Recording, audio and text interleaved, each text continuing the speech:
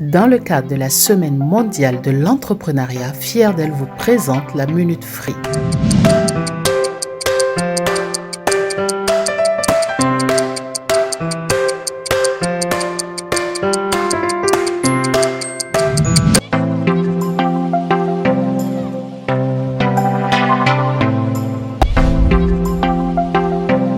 Alors Aïssatou, dites-moi, comment on arrive à ce métier?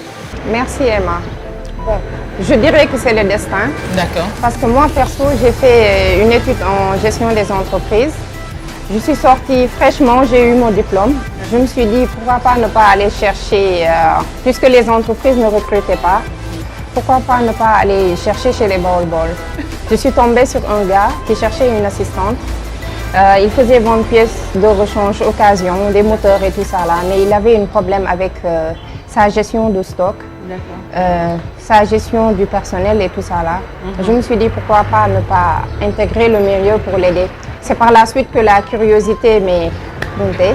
Avec la maternité, je suis restée 2 ans chez moi, mais je faisais quand même des recherches sur les pièces et tout, pour ne pas perdre le fil. Vous avez pris parce que je sentais que ça, c'était mon métier. C'est par la suite que j'ai été recrutée par un des gars qui a ouvert son entreprise ici aussi.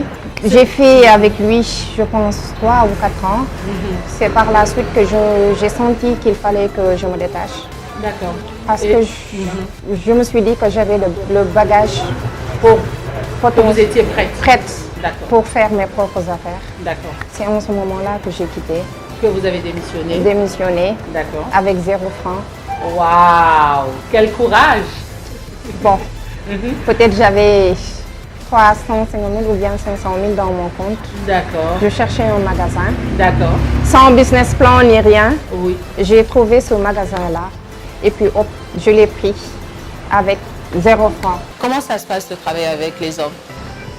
Pas facile, mais bon. On est confronté à beaucoup de difficultés parce qu'eux-mêmes, ils se disent que c'est une dame. D'accord. Bon, elle n'a pas le droit de nous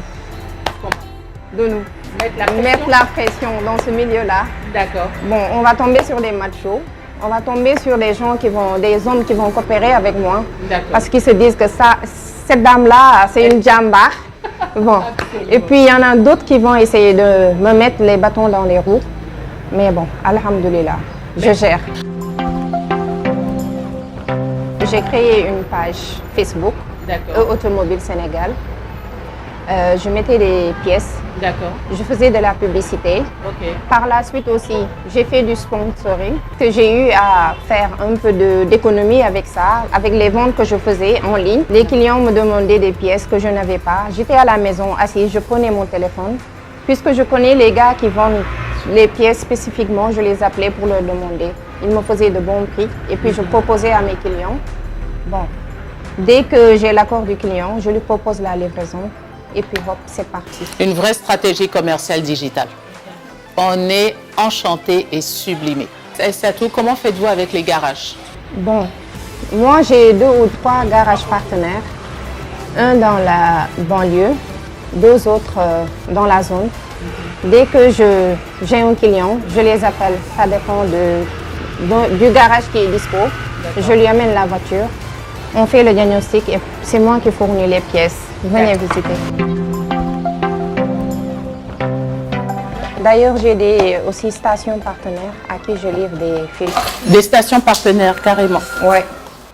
Je leur livre tout le temps les filtres pour les vidanges. Oui, ça va. Bien, merci. La voiture est dispo? D'accord. On va passer tout à l'heure la récupérer. Ok, merci. À tout à l'heure. Bye. Donc c'est un rendez-vous, moi je me sens invitée. Oui, il y a une cliente qui a des problèmes de catalyseur avec sa voiture. D'accord. La voiture consomme. On avait déjà fait le diagnostic. D'accord. Déjà aujourd'hui, elle a pris une autre voiture, elle a laissé la voiture chez elle. Donc on va aller la récupérer pour la réparation. Donc si je comprends bien, vous, votre travail, en dehors de vendre des pièces détachées, vous conseillez les clients, vous leur faites faire des diagnostics et vous travaillez avec des garages partenaires. D'où vous faites travailler des hommes. Parce que ah, bravo, bravo.